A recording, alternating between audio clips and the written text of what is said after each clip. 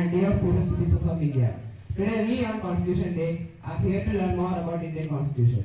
Constitution Day or Samvidhan Divas is celebrated in India on November 26, the day when the Constitution of India was adopted by the Constituent Assembly in 1949. After India became an independent nation, the Constituent Assembly entrusted the job of drafting the Constitution to a committee chaired by Dr. Bhimrao Ambedkar, Dr. Rajendra Prasad, the first President of India, as the President of the Constituent Assembly. In the beginning of 1948, Dr. Ambedkar completed the draft of the Indian Constitution and presented it in the Constituent Assembly. On November 26, 1949, this draft was adopted with very few amendments. The Indian Constitution came into force on January 26, 1950. The preamble of the Constitution declares India as a sovereign, socialist, secular and democratic republic and aims to secure justice, liberty, equality to all citizens and promote fraternity to maintain unity and integrity of the nation. The Constitution of India has borrowed features from other countries including Britain, Ireland, Japan, USA, South Africa, Germany, Australia and Canada. The Constituent Assembly of India was established in 1946. It met for 166 days, spread over 2 years, 11 months and 18 days. The Constitution of India is a handwritten document. It is one of the largest handwritten documents in the world. It has a total of 1,17,369 words in the English version. Initially, the word socialist was not a part of the preamble of the Indian Constitution. During the emergency, by the 42nd Amendment Act of 1976, the word was added. This is the only amendment to the preamble so far. The basic structure of the Indian Constitution stands on the Government of India Act 1935.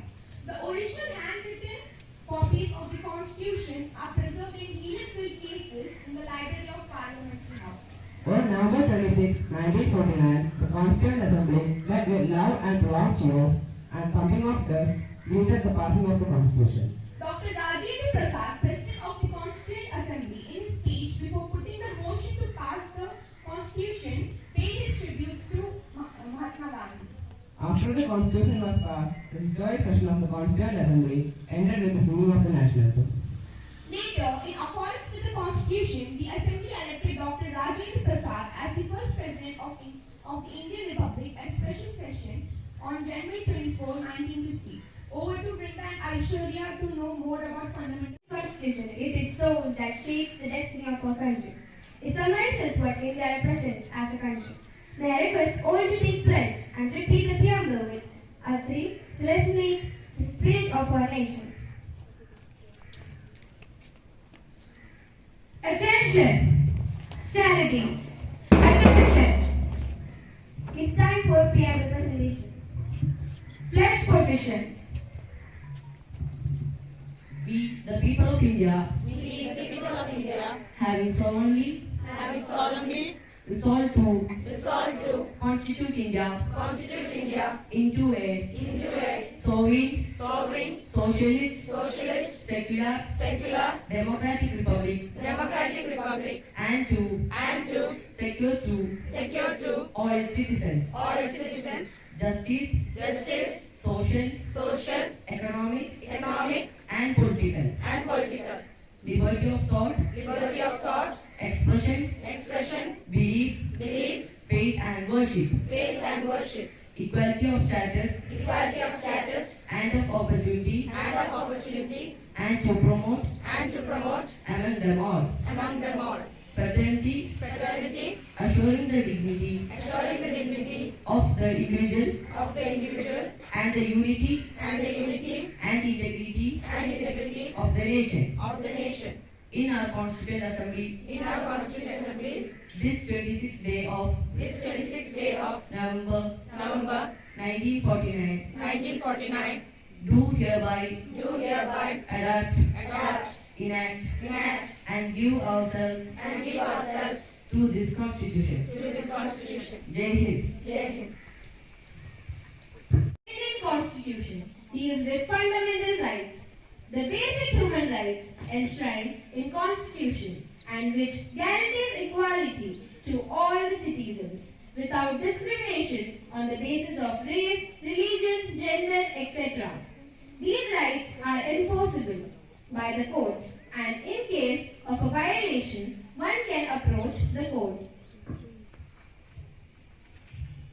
The Constitution of India gives 6 fundamental rights to all its citizens.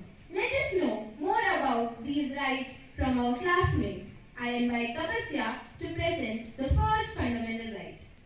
Right to equality. Right to equality guarantees equal rights to all citizens irrespective of religion, gender, caste, race or place of birth.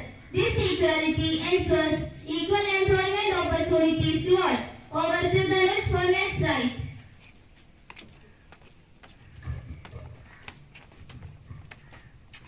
Right to freedom. Freedom is one of the most important ideals cherished by a democratic society. The Indian Constitution guarantees freedom to every citizen. Right to freedom has many rights such as freedom of religion, freedom of speech, expressions, assembly without arms, association, practicing any jobs, residing in the country anywhere. Thank you. Over to Tirtha.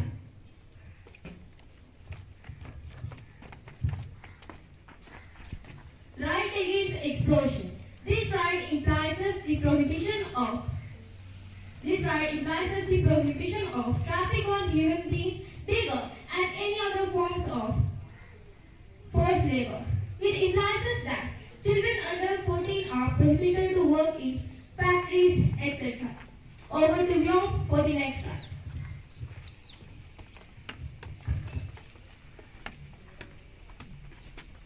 Right to freedom of religion. It indicates the secular nature of the Indian polity. There is no official state religion. All religions must be respected and everyone should enjoy the freedom to practice and to propagate the religion of their choice. Over to Meenakshi for the next right.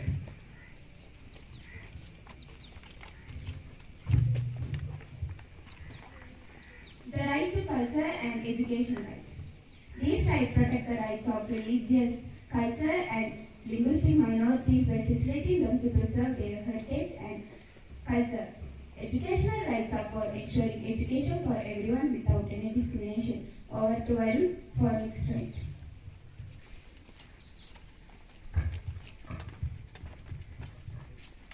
Right to constitutional remedies. This right empowers every citizen to go to courts, even to Supreme Courts, if the citizens are avoided by any of the fundamental rights. Thank you and have a nice day. These are our fundamental rights. But dear friends, rights and duties go hand in hand. If we want to enjoy the fruits of our rights, then we must nurture and nourish the tree of nation's prosperity with duties. Taking up the duties of a nation as a responsible citizen to avoid any chaotic situation in our country. Discharging our duties sincerely is must to maintain peace and system for progress and development. Duties are more important than rights. There are 11 fundamental duties, but there are 3 principles. To present the first duty, I invite Anika to stage. To abide by the Constitution and respect its ideas and institutions, the national flag and the national anthem. Thank you, and next duty over to Nandakishore.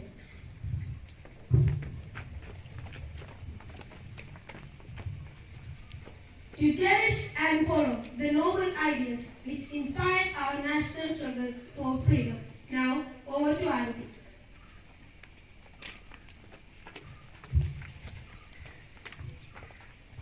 To uphold and protect the sovereignty, unity and integrity of India. Over to Revati for next week.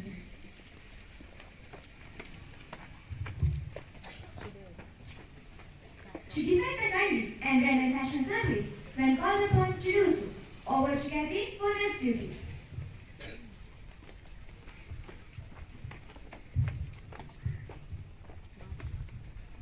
To promote harmony and the spirit of common brotherhood amongst all the people of India, transcending religious, linguistic, regional or sectional diversities, to renounce practices derogatory to the dignity of woman. Over to Vaiga for next duty.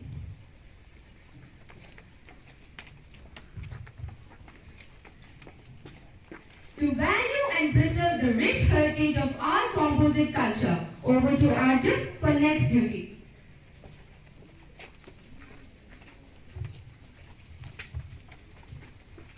To to protect and improve the natural environment, including forests, lakes, rivers, wildlife, and to have compassion for living creatures. Over to Aludra.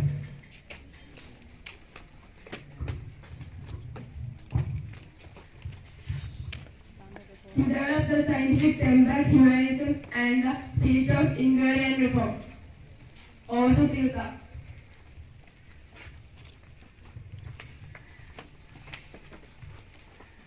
To safeguard the public property and to abjure violence. Over to Mohan.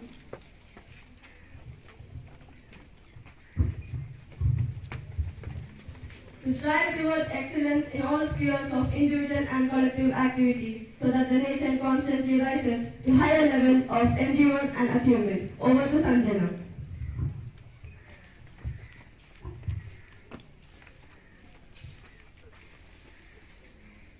Who is the parent or guardian to provide opportunities for education, or as the case may be, one between the age of 6 to 14 years. Thank you and have a nice day. We are the seeds of the great nation. Hence, it's must that we nourish ourselves with the ideas of our Constitution at the earliest, so that we may grow into responsible citizens of India, who will contribute only towards the progress of our nation. We promise to uphold the ideals of our Constitution and strive unitedly for the unity and integrity of our nation. Jai Hind!